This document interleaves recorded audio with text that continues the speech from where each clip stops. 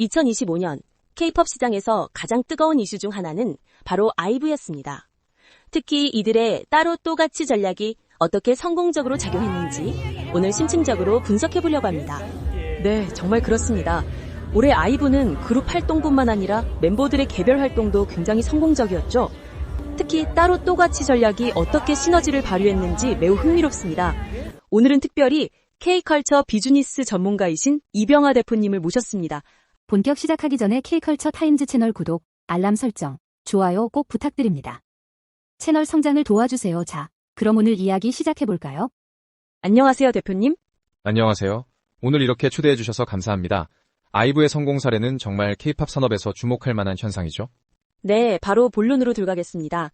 아이브는 올해 그룹으로서의 성과도 대단했지만 특히 개별 멤버들의 활약이 돋보였습니다. 우선 각 멤버들의 개인 활동 성과부터 살펴볼까요?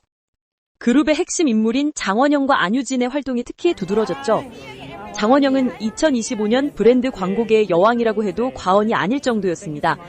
2025 올해의 브랜드 대상에서 여자 광고 모델로 선정되기도 했죠. 네, 장원영의 경우 특히 브랜드 파워가 놀라웠습니다.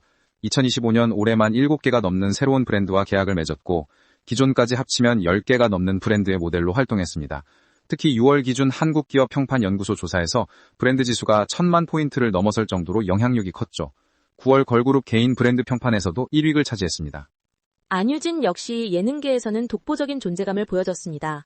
3년 연속 올해의 여자 예능돌로 선정됐고 4년 연속 가요대전 MC로 활약했죠. 맞습니다.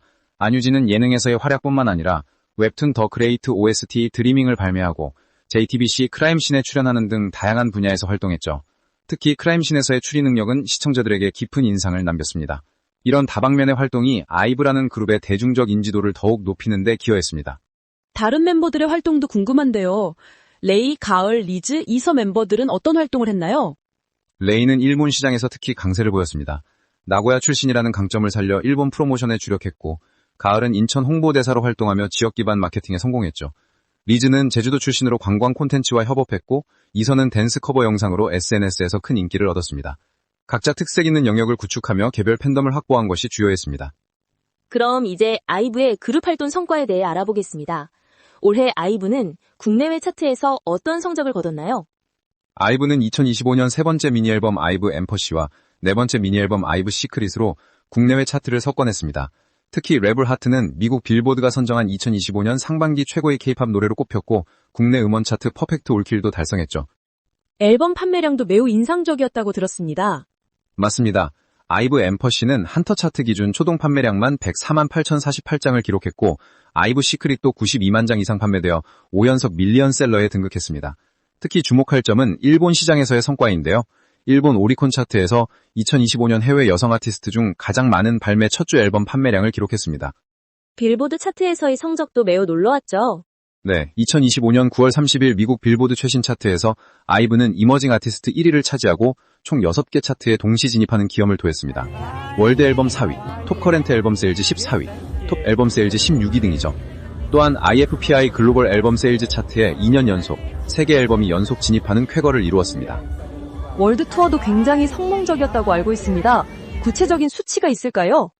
아이브의 두 번째 월드 투어 Show What I Am은 현재 진행 중이지만 첫 번째 월드 투어였던 Show What I Have는 19개국 28개 도시에서 37회 공연을 진행했고 티켓 판매율이 98%에 달했습니다.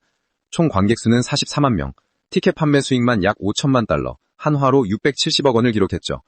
이는 4세대 걸그룹 투어 중에서 가장 큰 규모였고 역대 걸그룹 투어 중에서는 블랙핑크, 트와이스에 이어 세 번째로 큰 투어였습니다. 아이브의 소셜미디어 영향력도 상당했다고 들었습니다. 맞습니까? 맞습니다. 아이브는 틱톡에서 1000만 팔로워를 돌파하고 누적 좋아요 수 4.8억 회를 기록했습니다. 또한 2025년 9월 걸그룹 및 아이돌 브랜드 평판에서 1위를 차지했고 2025년 2월에는 스타 가수 브랜드 평판에서도 1위를 차지했죠. 이는 아이브가 단순한 인기를 넘어 지속적인 문화적 영향력을 행사하고 있음을 보여줍니다. 이렇게 따로 또 같이가 성공할 수 있었던 요인은 무엇이라고 보시나요? 저는 크게 세 가지 요인이 있다고 봅니다. 첫째, 멤버들의 개성을 살린 전략적 포지셔닝입니다. 장원영은 패션과 브랜드, 안유진은 예능과 음악적 역량, 나머지 멤버들도 각자 차별화된 영역을 구축했죠. 둘째, 그룹 브랜딩과 개인 브랜딩의 조화로운 균형입니다. 멤버들의 개별 활동이 그룹의 이미지와 상충되지 않고 시너지를 냈습니다. 셋째, 소속사의 적절한 지원과 관리가 있었습니다. 스타쉽 엔터테인먼트는 멤버들의 개별 스케줄과 그룹 활동의 균형을 잘 맞췄고, 이는 멤버들의 성장과 그룹의 성장이 동시에 이루어지는 선순환 구조를 만들었습니다. 이런 따로 또 같이 전략이 K-팝 산업에 어떤 영향을 미치고 있다고 보시나요? 이는 K-팝 산업의 새로운 패러다임을 제시하고 있다고 봅니다. 전통적으로 아이돌 그룹은 멤버 간의 갈등을 우려해 개인 활동을 제한하거나 수익 배분 문제로 그룹 활동을 소홀히 하는 경우가 많았습니다. 하지만 아이브는 그룹의 정체성을 유지하면서도 멤버 각자의 개성과 역량을 최대한 발현할 수 있는 모델을 보여줬습니다. 이는 다른 아이돌 그룹들에게도 좋은 참고 사례가 될 것입니다. 이런 성공 모델이 K-팝 산업의 선순환 구조에 어떻게 기여한다고 보시나요? K-팝 산업은 전통적으로 아이돌 그룹의 올인원 패키지에 의존했지만 이제는 다양한 수익 창출 경로를 발굴하는 것이 중요해졌습니다. 아이브의 사례는 음원과 앨범 판매, 공연 수익뿐만 아니라 멤버들의 개별 브랜드 활동, 예능, 연기 등으로 수익원을 다변화할 수 있음을 보여줍니다.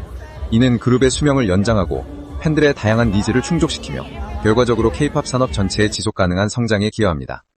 아이브의 글로벌 영향력이 앞으로 어떻게 확장될 것으로 예상하시나요? 아이브는 이미 글로벌 시장에서 상당한 성과를 거두고 있지만 앞으로는 더욱 체계적인 글로벌 전략을 구사할 것으로 예상됩니다. 특히 일본과 미국 시장에서의 활동을 강화하고 더 많은 언어권으로 확장할 가능성이 높습니다.